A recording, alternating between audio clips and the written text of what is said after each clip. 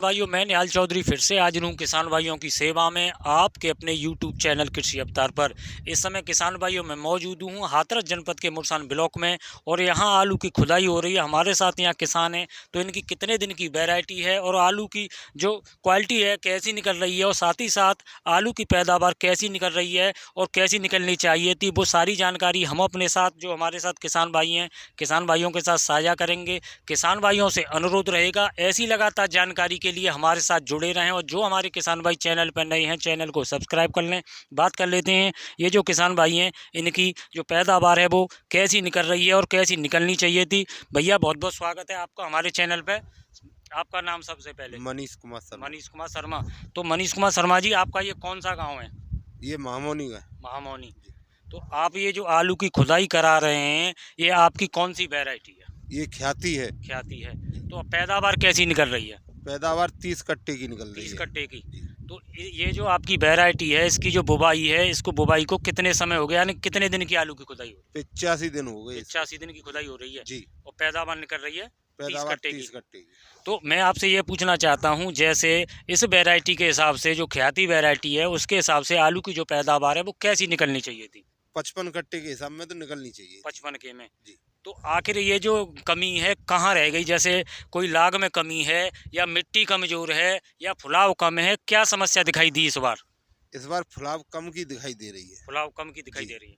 नहीं, ऐसा है जैसे कभी कभार क्या होता है, जैसे आलू की बुवाई है या आलू की जो फसल है, हालांकि जो आपकी यहाँ बेल है और जो दिखाई दे रही है बहुत हरी भरी बेल दिखाई दे रही है, तो उस हिसाब से आलू की जो पैदावार है ख्याति वैरायटी के हिसाब से बम्पर निकलनी चाहिए थी और जो 85 दिनों में। जी। लेकिन जैसे जो कमी दिखाई दे रही है मैं उस वजह से पूछ रहा हूँ, जैसे बुवाई के समय पे या जैसे आपने देख रेख में कोई कमी रह गई हो? नहीं, देख रेख में तो कोई कमी नहीं रही है। देख रेख में कोई कमी नहीं। पंडित जी बहुत खातर करता है आलू। बढ़िया। मैंने तो खूब लाग लगाई साहब पूरी जी। तरह से हर चीज की। जी। लेकिन कमी है फूलने में। फूलने में। हाँ। तो जैसे ये बुवाई हो रही है, जैसे आपका ये गांव है, तो उस हिसाब से जैसे बोलते हैं बारे के खेत हैं, मजबूत मिट्टी में बुवाई हो रही है। हाँ, मजबूत मिट्टी है साहब यहाँ की। बिल्कुल प्योर बार हो जाती है गाँव। हमेशा 37-97 भी आलू यहाँ पे 55 का ही निकलता है जी। 55 के निकलता है। जी। देखो ऐसा अभी हमने एक तो जानकारी, जैसे हालांकि इस बार क्या आया, आलू की जो अगेती बुवाई है वो कम हो पाई है, यानी कि खुदाई कम हो रही है। जैसे भी हमें जानकारी पहुँच मिलती है हम वहाँ पहुँचते हैं।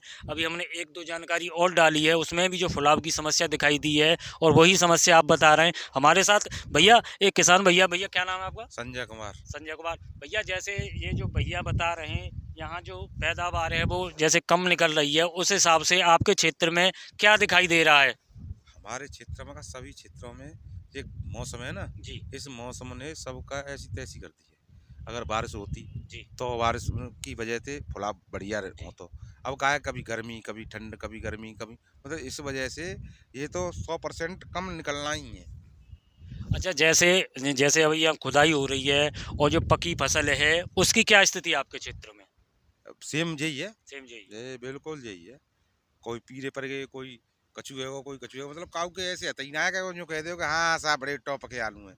अब निकले हुई बात जी है कि महीना भर पतो बाद पतो पड़ेगा। नहीं, वो तो जैसे जो हार्वेस्टिंग होगी, खुदाई होगी, पकेगी तब लगा पाएगा, लेकिन जो लगातार जैसे अभी हम सेम यही कंडीशन यही है। कंडीशन है। हाँ। और तुम पड़ोस में देख लो, ये वो आलू को खुद खुद पल लो और जो खुद को, और वही कंडीशन है बिल्कुल। काऊ के हमारे खुद पानी लगा रहे हैं और हम लेकर तो ऐसे ही लिखता है।